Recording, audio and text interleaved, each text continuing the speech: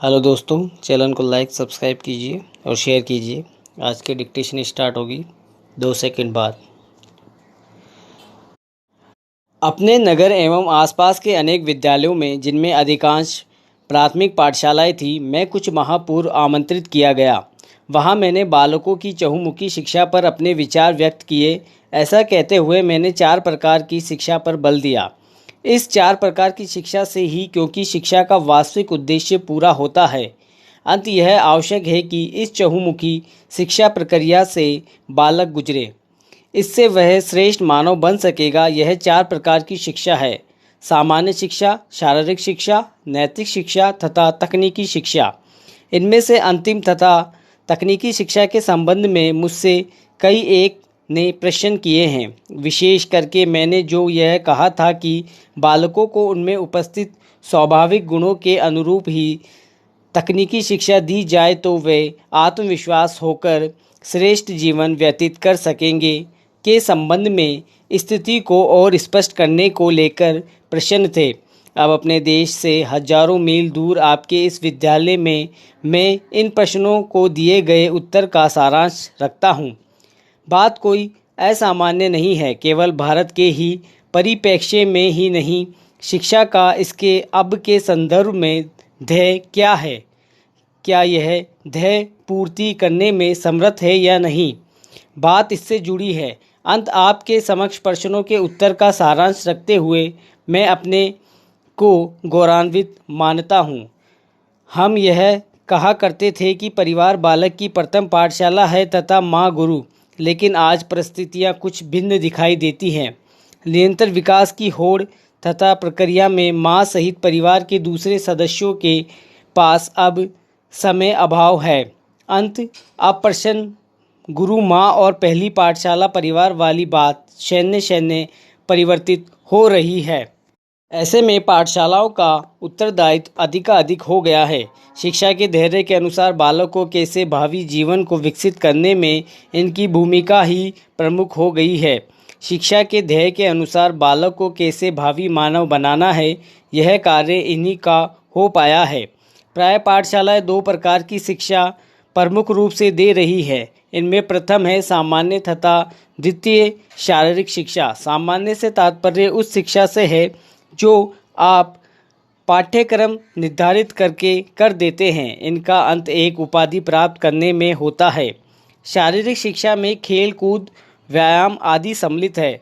यह शिक्षा तथा इसी के साथ मानसिक विकास के लिए आवश्यक है। इससे शरीर सुंदर तथा स्वस्थ बनता है, मानसिक विकास होता है।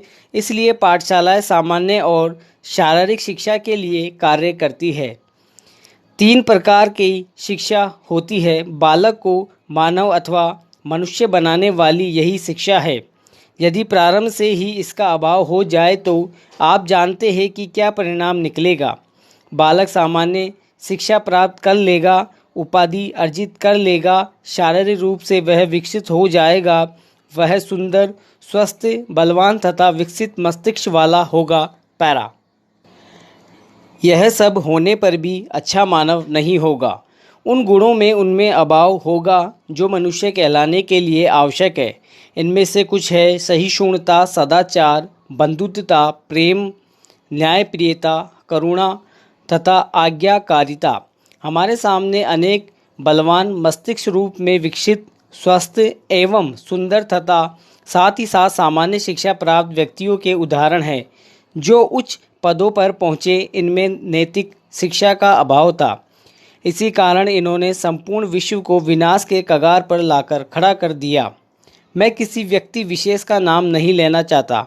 आप सभी जानते हैं कि संकेत के रूप में कह दूँ तो द्वितीय विश्व युद्ध कालीन ऐसे कई व्यक्ति थे। भूत एवं वर्तमान काल से भी कई व्यक्तियों के संदर्भ में ऐसा ही कहा जा सकता है। तात्पर्य यह है कि नैतिक शिक्षा की कमी के कारण ही अनेक लोग विश्व को विनाश के कगार पर ले गए थे।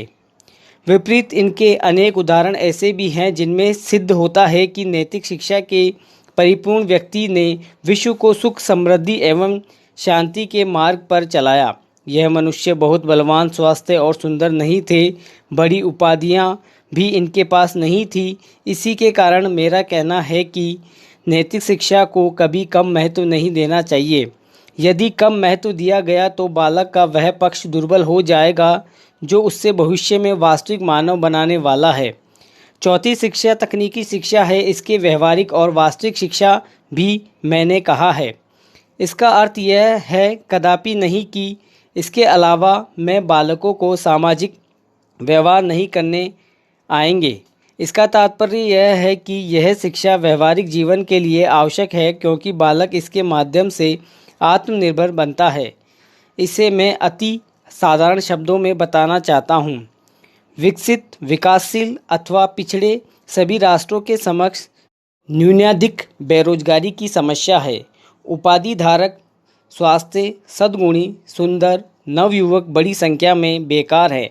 उनके पास कार्य नहीं है, इसलिए जो शिक्षा उन्हें प्राप्त की है उनके लिए कोई महत्व नहीं है। अंत यदि बेरोजगारी की समस्या से छुटकारा पाना होना तो शिक्षा को उसके अर्थ के अनुरूप समक्ष बनाना हो और व्यक्तिगत का चहुमुखी विकास करना हो तो यह आवश्यक है कि पाठशालाएं प्रारंभ से ही बालक को तकनीकी शिक्षा का ज्ञान देना सुनिश्चित करें।